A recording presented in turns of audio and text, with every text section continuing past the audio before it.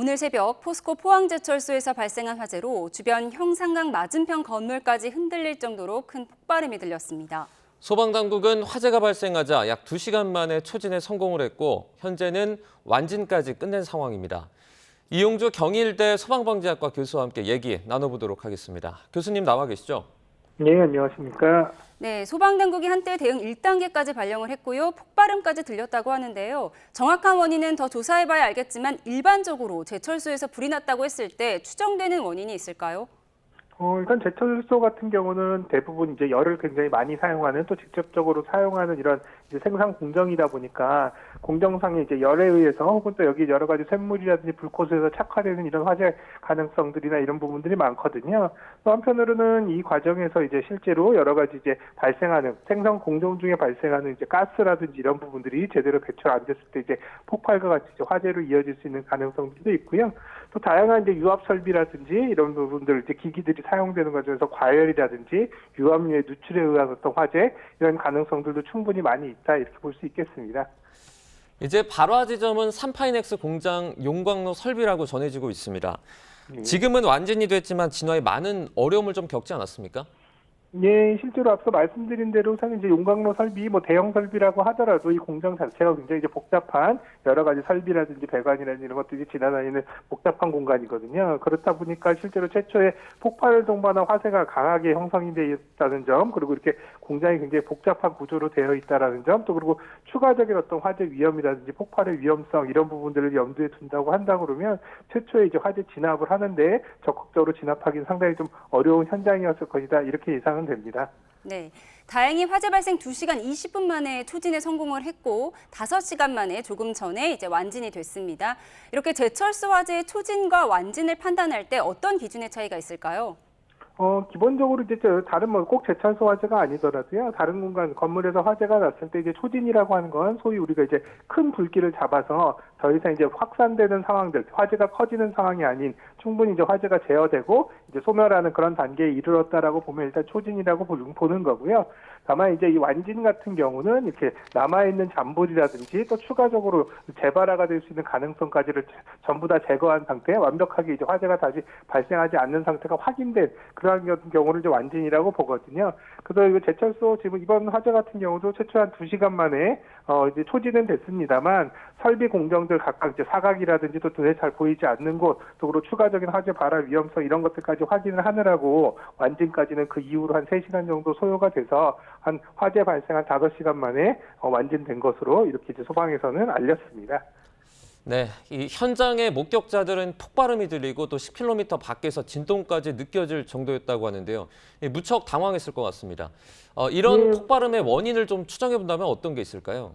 네, 새벽에 폭발음이 이제 발생을 해서 또 그리고 또 이제 폭발음뿐만 아니라 또 폭발에 의한 충격들도 상당 부분 주변 지역에 전달이 돼서 아마 주민분들이 굉장히 좀 놀라시기도 하고 불안해하셨을 것으로 보여요. 어쨌든 화재로 이어지긴 했습니다. 최초에 폭발을 동반했기 때문에 폭발의 이제 원인에 대한 부분들은 좀 몇 가지로 얘기해 볼 수는 있는데요.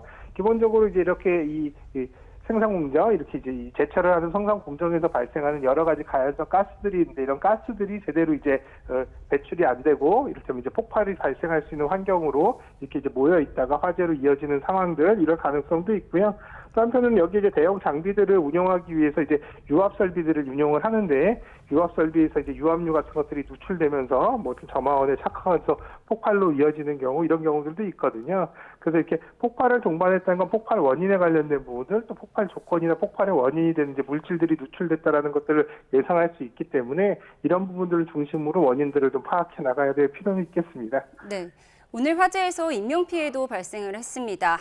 노동자 한 명이 얼굴과 손에 1, 2도 정도 화상을 입은 것으로 알려졌는데요. 말씀하신 것처럼 재발화 가능성이 없는 완진이 됐고 이제 사고 수습 과정에 남았는데 추가 인명피해는 걱정 안 해도 되는 걸까요?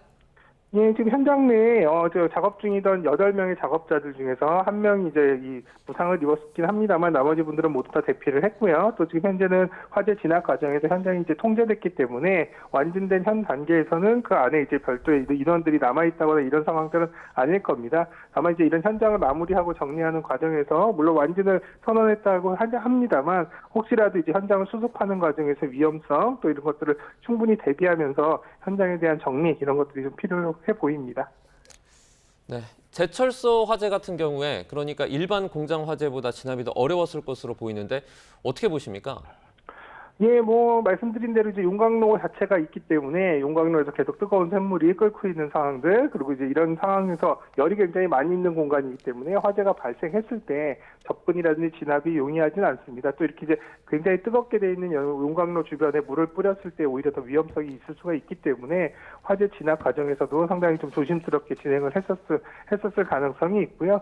또 한편으로 이제 여기가 공정이다 보니까 설비가 굉장히 복잡해서 화점에 정확하게 주수를 한다거나 또 화점의 파악 자체도 좀 어려울 수 있고 여러 가지 공정들의 이제 설비 과정에서 뭐 이를테면 배선이나 배관 또 가연물들이 상당히 많이 있었을 것으로 보여서 이런 것들을 본다면은 다른 공간에서의 화재가 발생했을 때보다는 상당히 좀 어려운 진압 작업이었을 것이다 이렇게 생각이 됩니다. 네, 교수님 마지막 질문 드리겠습니다. 오늘 이 포스코 화재처럼 일반 주택이나 사무용 건물의 화재에 비해서 산업용 공장에 불이 나면 더 위험할 수가 있는데 특히 확산 위험이요. 평소에 어떤 점을 대비해야 할까요?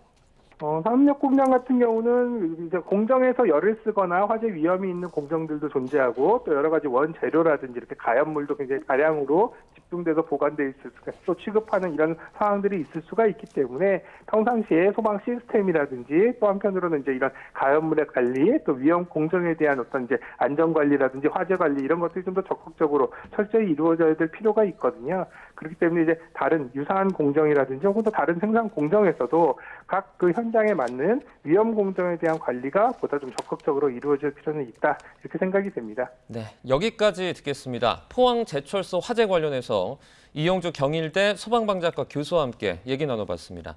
교수님 고맙습니다. 예, 감사합니다.